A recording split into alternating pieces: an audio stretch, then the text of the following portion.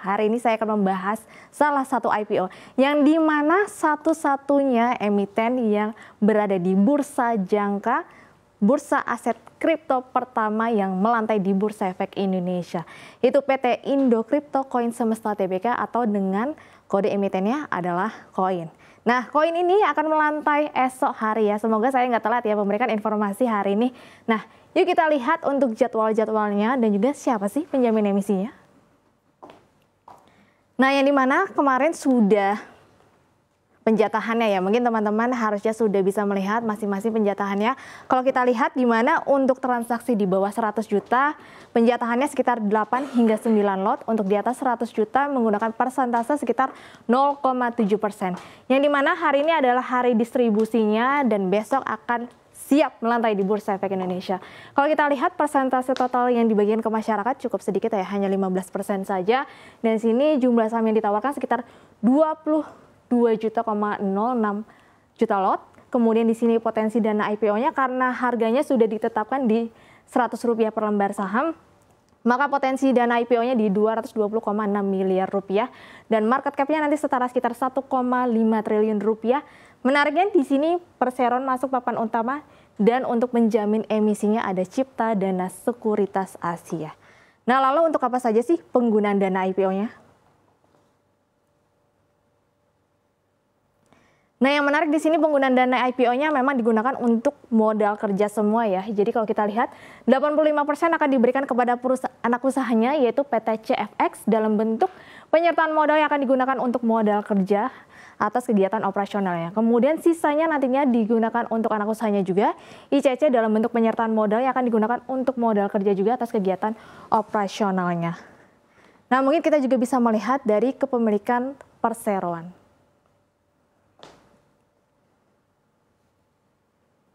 Nah, kalau teman-teman perhatikan ini adalah skema dari kepemilikan perseroan. Jadi memang ada satu nama yang mungkin sebenarnya nggak asing ya di pasar modal. Jadi kalau kita lihat di sini untuk manfaat akhirnya di sini ada Pak Andrew Hidayat, di mana Andrew Hidayat bersama dengan Jet Sotoyo. Jadi Jet Sotoyo ini adalah PT dari Pintu Kemana Saja ya, bersama dengan Budi Mardiono dan juga Aron Agnio.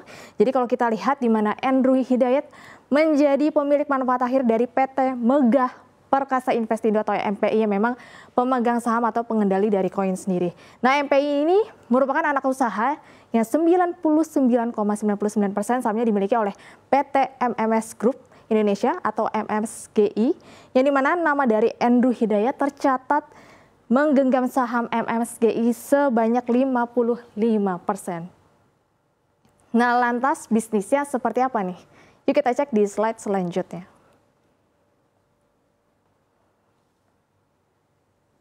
Ya, seperti yang saya bilang ya, jadi memang Indo Crypto ini mencatatkan sejarah di mana satu-satunya bursa berjangka dan bursa aset kripto yang melantai di Bursa Efek Indonesia.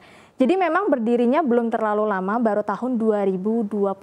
Makanya kalau kita lihat di laporan keuangannya itu baru ada pemasukan itu di tahun 2024. Jadi Perseroan merupakan perusahaan holding yang melakukan investasi pada perusahaan anak yang bergerak dalam bidang bursa berjangka dan bursa aset kripto, yaitu Central Financial X atau CFX dan jasa kustodian aset kripto yaitu PT Custodian Coin Indonesia atau ICC. Nah, kalau kita lihat di sini ada dua perusahaan anak penyertaan langsung dan juga tidak langsung. Mungkin teman-teman bisa melihat di sini yang pertama ada ICC. ICC itu tadi ya PT Custodian Coin Indonesia yang dimana kegiatan usahanya adalah jasa kustodian aset kripto. Untuk kepemilikannya di koin sekitar 99,99%. Kontribusi pendapatan terhadap Perseroan sekitar 7,6%. Kemudian ada CFX. CFX ini Central Financial X. Bisnisnya adalah bursa berjangka dan bursa aset kriptonya. Kepemilikannya nggak jauh beda. 99,96%. Kontribusinya sekitar 56,4%. Untuk yang tidak langsung di sini ada dua, ada KPI dan juga ada DOL. Yang KPI di sini adalah PT Karya Perkasa Indo Mitra. Untuk kegiatan usahanya adalah aktivitas konsultasi di manajemen lainnya. Kontribusinya sekitar 36%. Kemudian ada Delta One Limited. Di sini kegiatan umum selain banking business. Kemudian ada insurance business, ada business providing international corporate service, ada securities business, business as mutual fund dan juga gambling business. Memang saat ini belum berkontribusi ya terhadap perseroan. Nah, lalu bagaimana nih dengan kinerja keuangannya? Ya, seperti yang tadi saya sempat bilang di awal bahwa perseroan ini baru berdiri di tahun 2022. Jadi kalau kita lihat di sini memang pendapatannya belum ada ya. Untuk yang warna kuning ini adalah pendapatan, yang warna hijau adalah laba bersih. Jadi kalau kita lihat di tahun 2023, pendapatannya itu masih 36 juta.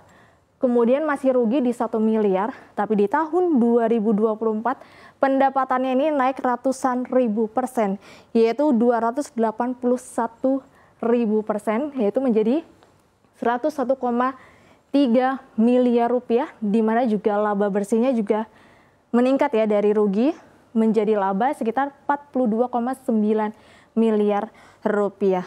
Nah, kalau kita lihat rincian transaksinya, ini baru aktif di tahun 2024. Yang pertama pastinya namanya juga jasa bursa berjangka, ada jasa transaksi, spot, perpetual.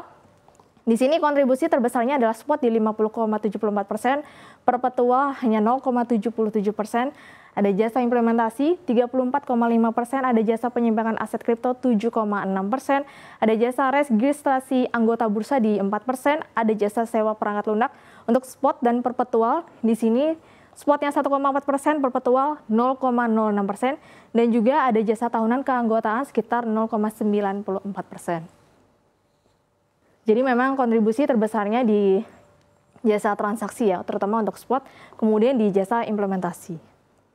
Nah, lantas valuasinya gimana nih? Murah atau enggak? Karena ternyata kemarin sempat oversubscribe 70 kali ya.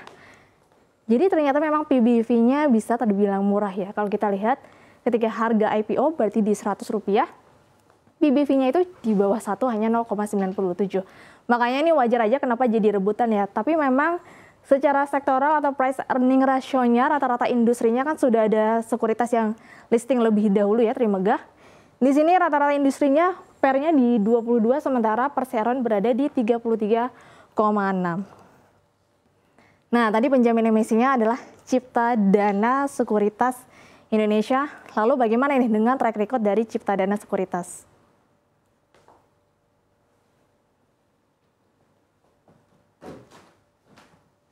Yuk kita cek di slide selanjutnya untuk track record dari Cipta Dana Sekuritas. Jadi waktu itu Cipta Dana Sekuritas memang terkenal ya membawa saham-saham IPO yang memiliki kinerja cukup baik setelah listing.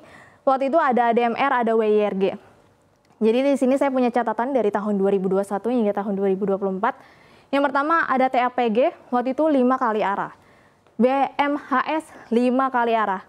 Bukalapak 1 kali arah, CMNT 1 kali arah, ADMR ya 8 kali arah waktu itu, ASLC 1 kali arah, WIRG waktu itu seminggu lebih 7 kali arah, MTMH 1 kali arah, OMED 23%, MBMA 11%, ada VKTR 11%, dan yang terbaru di tahun kemarin ada ALI di 1 kali arah. Jadi kalau kita lihat memang track record-nya cukup baik ya penjamin emisinya, sehingga nggak menutup kemungkinan nanti koin juga akan mencatatkan kinerjanya positif di hari pertama listing. Nah, lalu gimana nih dengan prospek bisnisnya? Nah, oke, di sini mungkin teman-teman bisa melihat ya. Jadi di sini ada data dari Asosiasi Pedagang Aset Kripto. Jadi kalau teman-teman melihat berdasarkan data global Crypto Adoption Index 2024, di mana sekitar 50% dari 10 negara teratas yang jumlah aset kriptonya terbanyak itu berada di wilayah Asia Tengah, kemudian ada di Asia Selatan, Oseania yang memang menjadi wilayah terbanyak dari jumlah aset kripto terutama di tingkat masyarakat menengah. Nah, kalau kita lihat di mana pada tahun 2024 Indonesia ini berada di urutan keempat dari urutan ke-7 tahun 2023. Sehingga menandakan bahwa literasi untuk investasi kripto ini sudah mulai naik ya. Kemudian kalau kita lihat di sini, ini data Bapepti.